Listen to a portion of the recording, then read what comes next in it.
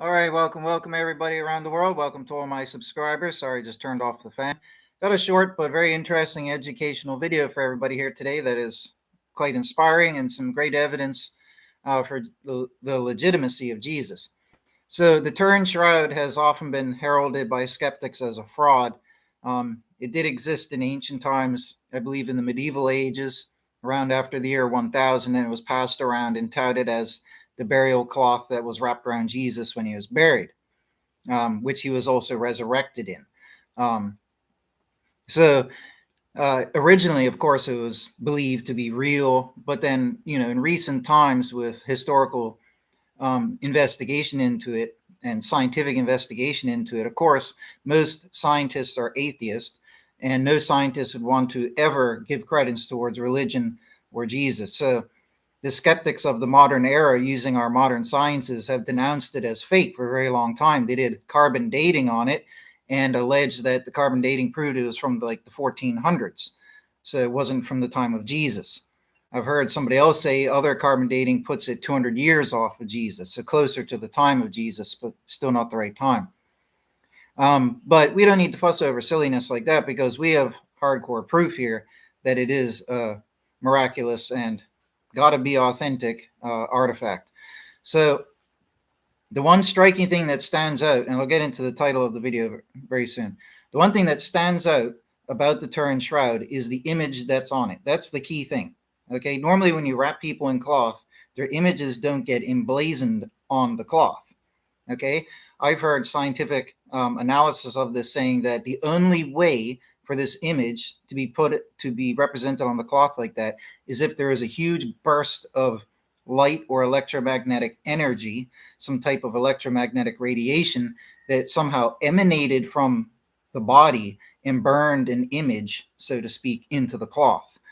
Okay, now we know, of course, that ancient peoples, because this thing was passed around in the medieval ages, peoples back then didn't have electromagnetic technology to produce hoaxes like that. Okay, so that's the most important factoid to start with. Okay, the carbon dating will be debunked in a moment. Right? But there is a miraculous image on it that could not have been produced technologically at the time or by any other conceivable means.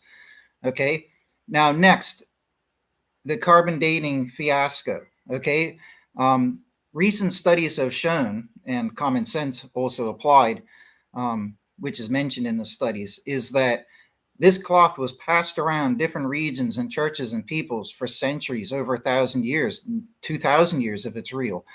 Okay, and it crossed many hands and got many different contaminants on it. Okay, and they said part of the proper procedure when carbon dating this cloth originally should have been to clean it, to prepare a sample that was free from all this external debris and everything, contaminants. But yet they didn't do that, allegedly. They just tested the cloth as it is, and because of this, they get a more recent result from the carbon-14 test. Okay, it has been, allegedly, they have done proper dating tests on this, and they have proven that it is from the time of Jesus. Okay, but I think the dating is not worth fussing over, and it's insignificant. We're ignoring the fact that how on earth did this image get emblazoned on the cloth? But it's not just the image of a person. It's the image of a person who had been crucified, because the crucifixion markings are visible. Okay, another thing to mention, a lot of people don't know, is that years ago they did a proper modern state-of-the-art laser 3D scan of the cloth to produce a 3D image of the person who is wrapped up in the cloth. And they are able to do that with laser scans. I've seen images, I think even the video of them doing the scans. It's really fancy equipment. And they've produced a model, a recreation of what it was.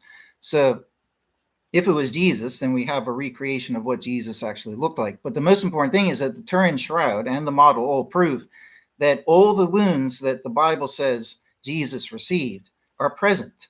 Okay, there's the crucifixion marks. There's the evidence that crown of thorns was put around here, all the piercings around the head where the crown would have been. The multiple beating marks, wounds, and lacerations from being whipped and whatever else it might have been.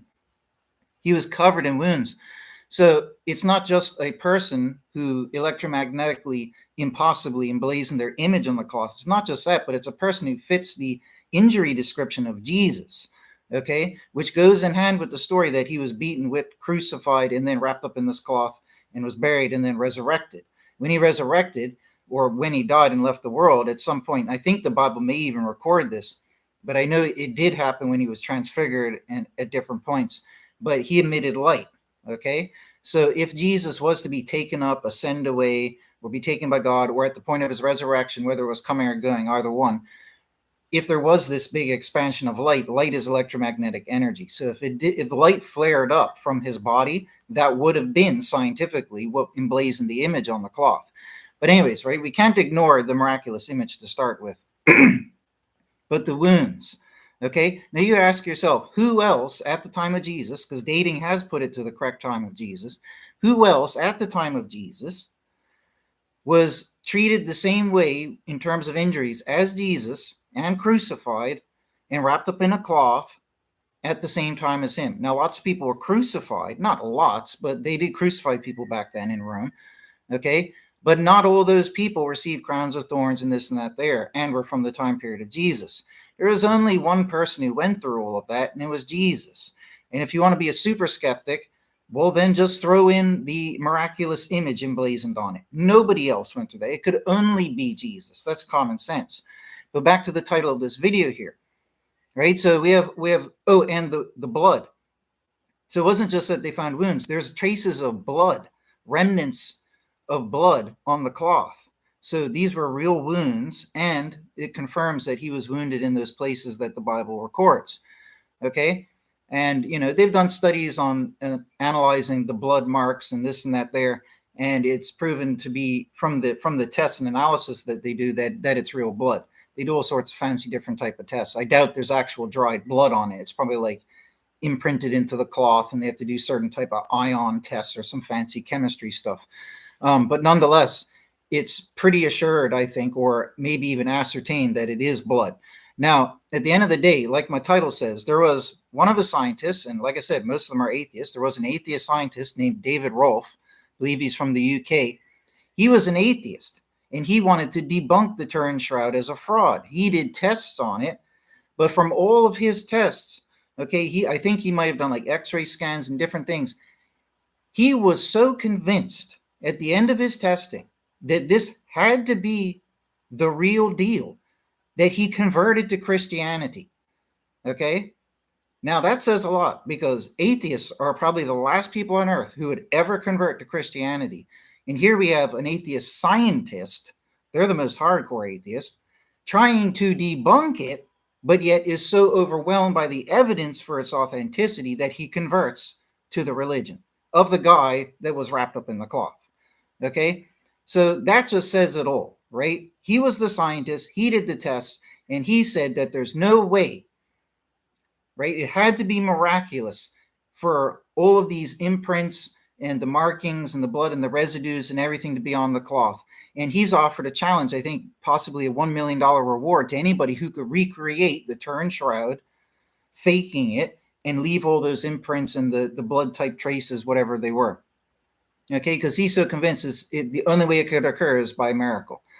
Okay, but I mean, it goes beyond the blood. The image itself, it's quite astounding. How do you get an image like that of a person emblazoned on a cloth? The cloth had to be tightly wrapped around them.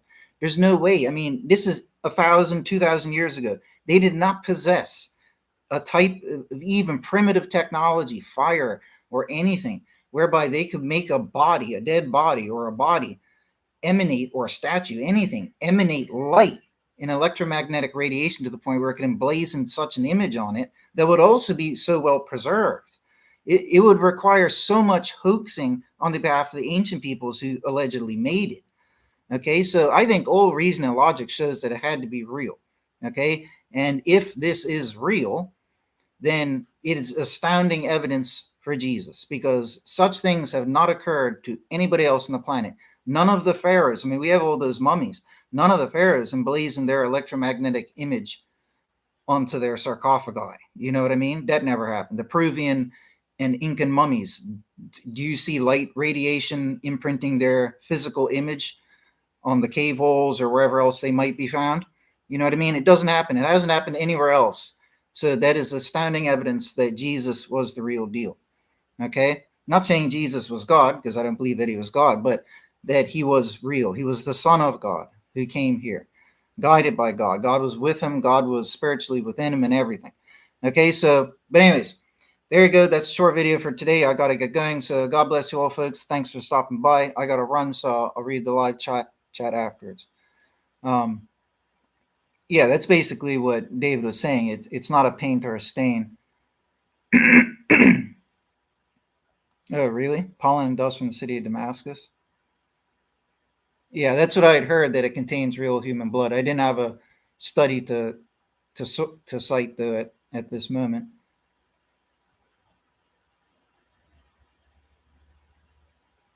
Oh yeah, even if they could reproduce it today, I mean, I'm sure somebody could, because we land probes on Mars. I'm sure they could recreate the Turin Shroud today, but they couldn't recreate it today using stuff they had 1,000, 2,000 years ago. That's the beauty of it. So anyways, thanks. Take care, folks. God bless.